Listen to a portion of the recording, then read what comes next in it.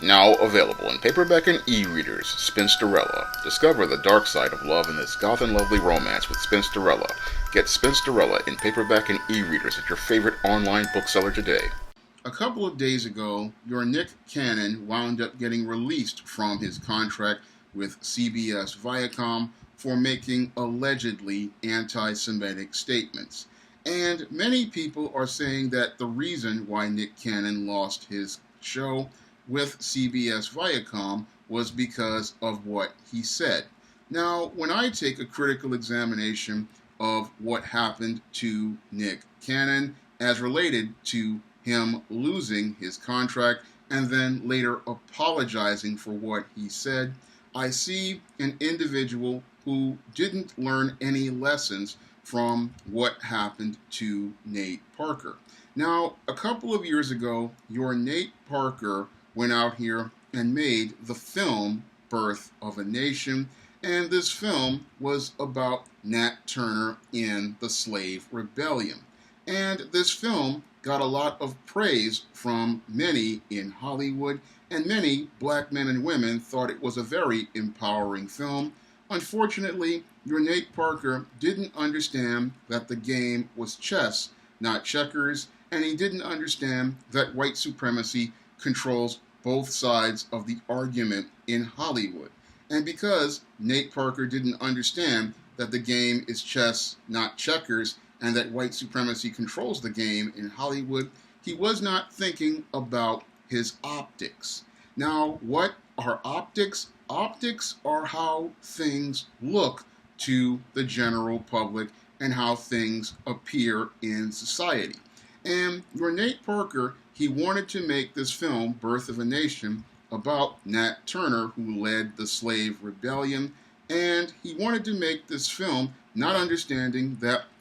he was married to a white woman, and he had also gotten involved in a criminal case where he was alleged to have participated in sexual violence against a white female, and he didn't understand how this was going to affect the optics of his film, because he didn't understand, here you are making a film about Nat Turner, who led a slave rebellion where white women were primarily the ones killed and white children were the ones killed, and here you are involved with the same white woman that your Nat Turner was out here killing, not understanding this does not look optically right, and with you as the face of this film, which is supposed to be about black empowerment with a white spouse, this does not look optically right, and white supremacy used that to their advantage in an effort to destroy Nate Parker's career. And because Nate Parker was not playing Candyland and not chess, he could not see white supremacy controlling both sides of the argument and using both sides of the argument to destroy him. Because while they bought his film at Fox Searchlight Pictures, many of the same Big Six or now Big Four oligarchs were planning to go against your Nate Parker. And as they went against Nate Parker, they went out here and used their media platforms, like these black female bloggers, like these websites like The Root and many others, to write articles talking about Nate Parker's criminal past, which was already, the case was already, he was acquitted of this crime. But they used this to demonize Nate Parker, and they used it to demonize Nate Parker's image, because white supremacy did not want people going out here to see this movie, and because they did not want to have black people going out here to see this Birth of a Nation, they took their ability to use his optics against him and then use that to control the argument and then turn the public against him, because your Nate Parker didn't understand that as the face of that movie, he was being turned into his own worst enemy, because he didn't understand the concept of optics and understanding that if you want to make a film about a biographical character, you cannot be the face of that picture if your whole lifestyle is diametrically opposed to what you're presenting on screen, because that's what white supremacy will use to brand you a hypocrite and then use that to destroy your career. The same thing is happening to your Nick Cannon right now. Your Nick Cannon, he thought he could go out here and make these kinds of statements, not understanding the optics as related to himself. Now, your Nick Cannon, here he is a guy who has signed a contract with the same media oligarchs for a radio show, and as their employee, he is doing business on their terms. And as their employee, they have terms in their contract that he agreed to, and they can use any of those terms to terminate his employment at any given time. So your Nick Cannon, he was so caught up in his emotions regarding Black Lives Matter and all of these other racial issues that he didn't really think critically about who was the one signing his check. And the ones signing his checks were Sumner and Sherry Redstone, the owners of CBS Viacom, and these owners, they had a problem with what your Nick Cannon said,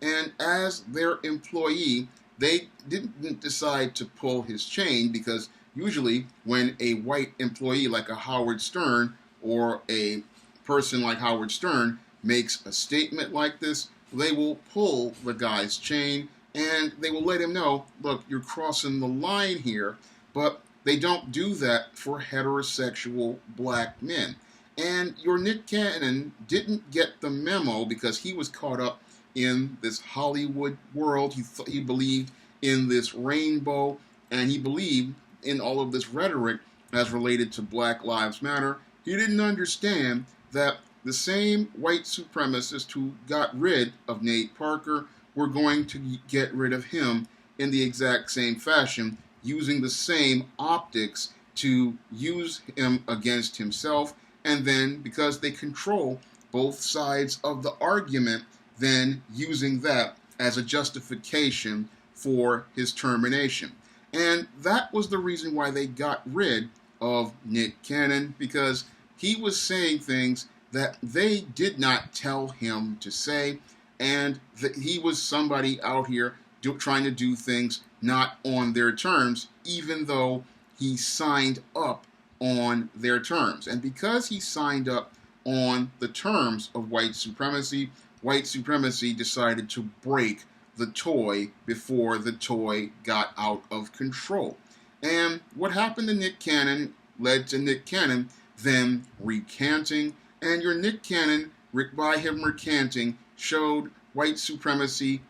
just as much weakness as your Christian Cooper showed when he decided not to go against the prosecution and cooperate with them as related to Amy Cooper, again showing the weakness of black men who are dependent on white supremacy for their daily bread. Because your Nick Cannon, after he made this emotional statement, he then wound up getting the hammer dropped down on him by white supremacy. And white supremacy, after dropping that hammer down on him, that's when he started to realize he had really messed up, because he was used to getting his daily bread from white supremacy, and he went to white supremacy looking to buck dance and bojangle, hoping that your Sumner and Sherry Redstone might possibly hear his apology, or one of these competitors would hear his apology for his allegedly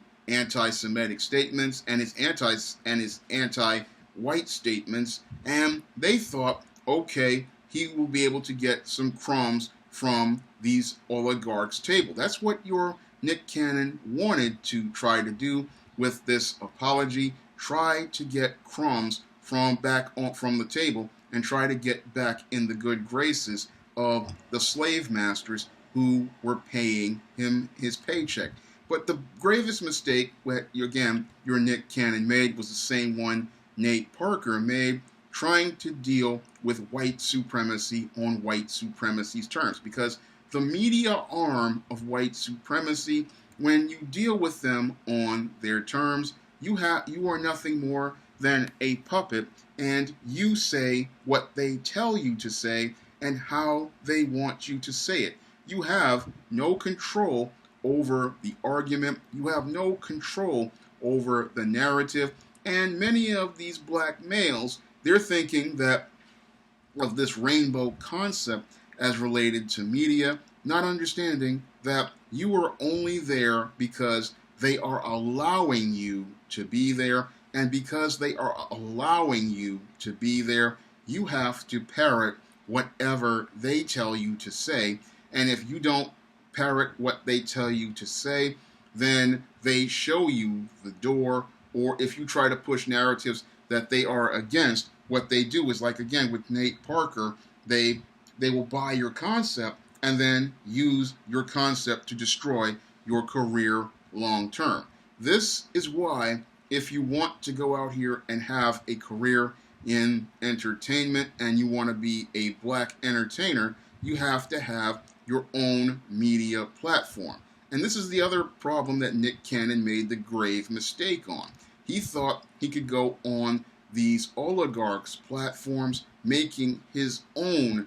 statements about things, not understanding once you sign that contract, you are there to do what they tell you to do. You are not in control of the platform, you are not in control of the narratives of the platform, and you are not in control of the politics of the platform. And the main reason why they chose you to be on their platform is because they are playing chess and they know your optics. And because they know your optics, they use your optics as leverage against you. And this is something Nate Parker didn't understand, and something your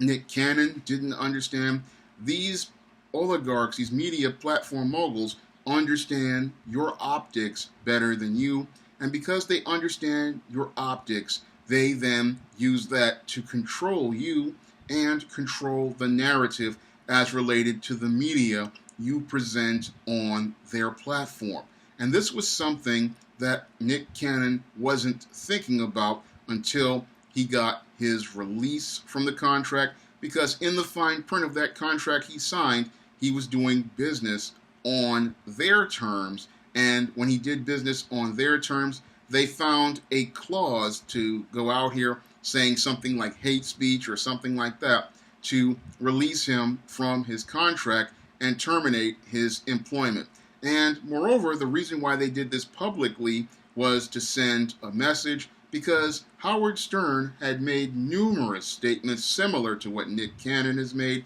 and even more derogatory statements throughout his career when he was on Viacom's radio stations. And Viacom never wanted to fire Howard Stern. Howard Stern, while he got suspended and had to deal with disciplinary issues, eventually wound up coming back almost every time before he left for Sirius XM satellite radio a couple of years ago. So this was done to send a message to other black people working in Hollywood, your black bootlicks like your Terry Crews and many others, that if you try to speak against the hand that feeds you, if you try to speak against the people who control your contracts, we will punish you by getting rid of you. And then, because we control the argument on both sides and we control most of the platforms all around the media, we will blacklist you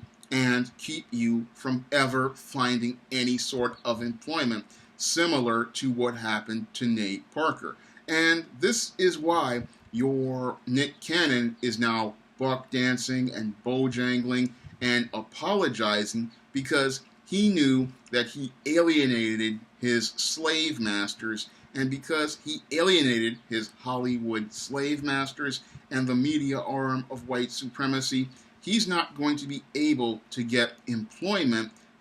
in Hollywood or the entertainment industry. And that was the similar mistake to what I saw happen to actor Fess Parker many years ago. Many years ago, I was reading about Fess Parker, who played Daniel Boone, and he was working at Disney as a contract actor. He was part of the Davy Crockett film franchise, and after a while, his contract, he was being told to just do this bit role, and he decided not to do it, and Disney put him on suspension, and he wound up leaving Disney, and it wound up destroying his ability to get a film career. Your Fess Parker realized that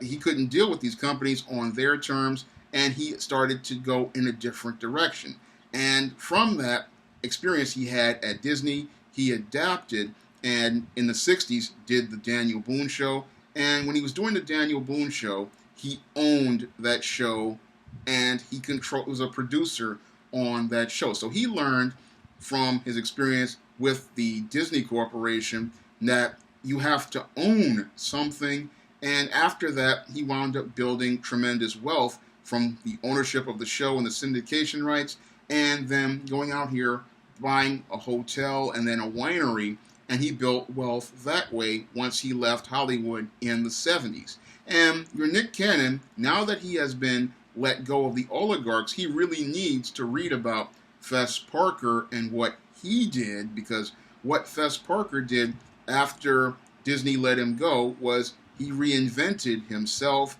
and he started to build something that he understood could not be owned by another corporation, because when something is owned by another corporation, you are doing things on their terms, and if you're doing things on their terms, you can be let go for whatever reasons they decide to let you go. And if you have any slight disagreement on anything, they can punish you because they are the ones who control your employment. And that's something Fess Parker learned back in the 60s, and it's something that your Nick Cannon can learn from, because Fess Parker, again, he lost his film career at Disney, but he managed to build a television career, understanding that you need to own the show you're on, you need to own the institutions, and you need to build your own platforms for wealth, because you cannot build platforms for wealth on somebody else's platform, because people on another platform, yes, they will let you get rich, but they're not going to let you get any sort of power on their platform, because there's a difference between being rich and wealthy. And a rich man, yes, he will have lots of money, but a wealthy man has tangible assets that he controls, and because he has tangible assets he controls, those tangible assets give him power and leverage in society, and as he has that power, he can use that to be able to dictate what the terms are. And Nick Cannon got caught up in thinking, owning a show was just enough, but it's not enough. Again, when you own something, and again, he was doing it on their platform, and that's why he's got this issue about wilding out, is he's talking about he owned the show, but did you look at the contracts you were signing? And that's a critical question Nick Cannon has to ask, because again, unlike Fess Parker, who owned his show and was a producer of his show, he had everything written out and done because he had been burnt before. But Nick Cannon, he's jammed up because he's not really looking at the optics again and not understanding white supremacy uses these details as a way to destroy black men and destroy black men who are out here on their platforms when they get unruly or out of control on their Hollywood plantations. That's what your Nick Cannon wasn't really thinking about as related to his situation. He was caught up in the rhetoric of Black Lives Matter. He was caught up in the rhetoric of what was going on. And another big mistake that he made was not being able to navigate through his emotions, because when you are live on the air, you have to really watch what you say, especially when you're a contract player, because when you're a contract player, you have to understand, again, you are on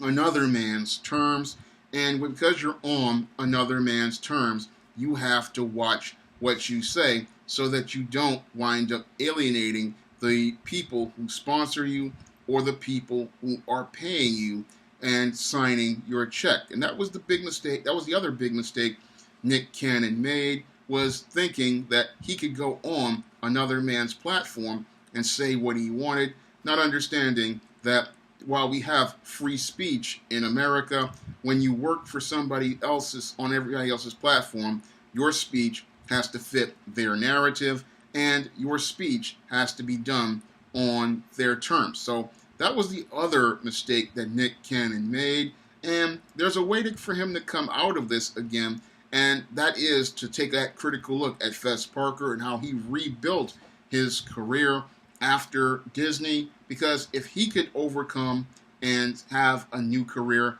after this oligarch, like Disney let him go back in the day, your Nick Cannon can find a new platform, whether it be one of these alternative platforms or just trying to go out here and finding one of these black-owned platforms to get on, because going out here buck dancing and bojangling, trying to get favor and approval from white supremacy, that just shows that your Nick Cannon is weak and on the same level as your Chris Cooper, looking to get crumbs from the slave master's table, not thinking about going out here and walking the walk and walking the talk that you talk, because he talked about black empowerment on a white supremacist platform, not understanding that when you talk about black empowerment, white supremacy is going to have a problem with you. If you want to pick up some of my positive African American fiction, like the ISIS series, the E-Steam series, the John Haynes series, and the Spinsterella trilogy,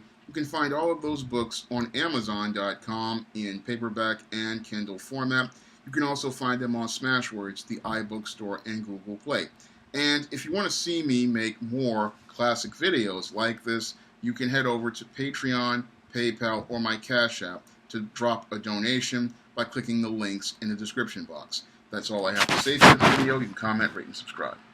Now available in paperback and e-readers, The Temptation of John Haynes. Give in to temptation and pick up this action-packed African-American paranormal romance. Get The Temptation of John Haynes in paperback and e-readers today.